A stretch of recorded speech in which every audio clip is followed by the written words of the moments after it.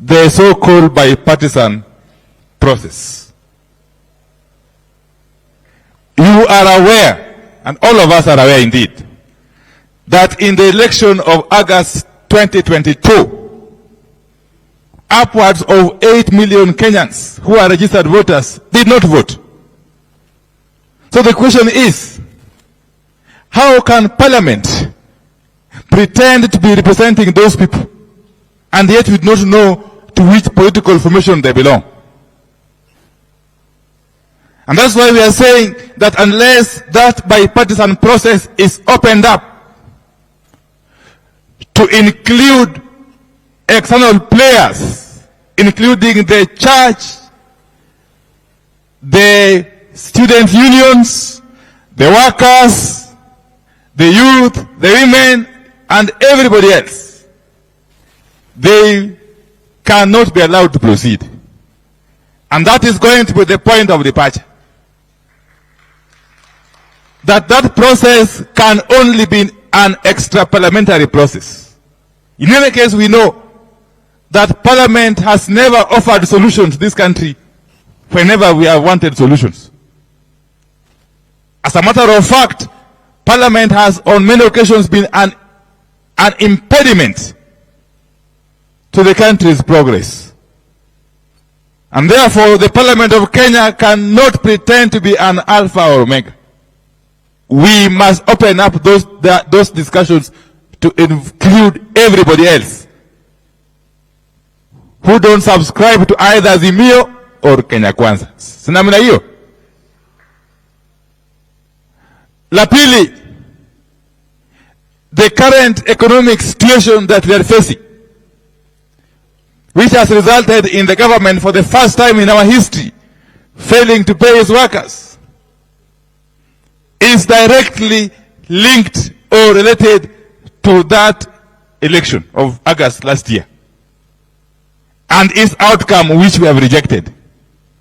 Because anywhere else in the world, when a regime comes into power, it must first inspire confidence. If it is a legitimate administration, it must be able to reassure the investors, the business, the market, without even saying or doing anything. What we have seen with the Kenya Kwanza regime is the exact opposite. It has scared away everybody else, the investors, the market, and we have got a lot of uncertainty, which can only be addressed by opening up the server. And on the matter of the server, Your Excellency Baba, we are aware that Venezuelans have been here for the past 3 or so weeks. They were sent to come and try to tamper with the server, so that eventually, if the pressure is too much on them, they can open it up, and then we find falsified records. Those Venezuelans, we have been on their track. We have been trailing them. They have been able to escape our dragnet.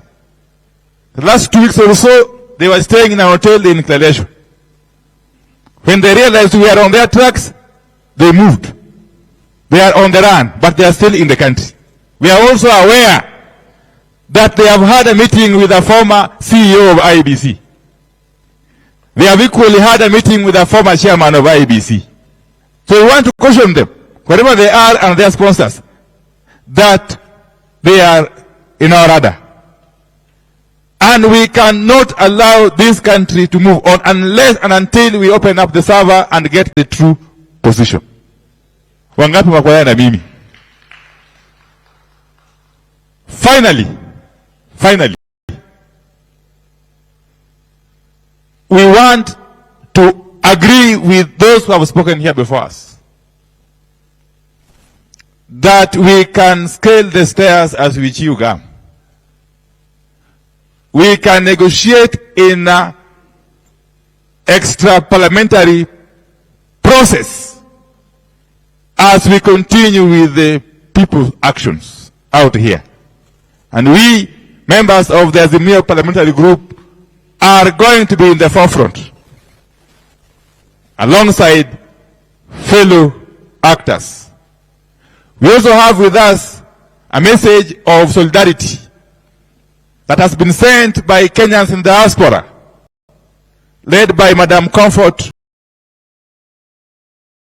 Munoro Mwangi, who is currently in the URA, who support this movement, with the MDD, Bunge la Wananchi, and many other actors. And they have sent a speech which should have been read here, but because of time we shall share it out after this. And therefore, with those preliminary remarks, allow me to just ask two MPs, one representing the National Assembly, who is Honorable Aladwa, to come and just say a jambo, and the leader of Minority Coalition in the Senate, the Honorable Senator Stewart Mazayo. Just 1 minute each before I give the microphone back to the Honorable Waziri Eugene Wamalwa to proceed.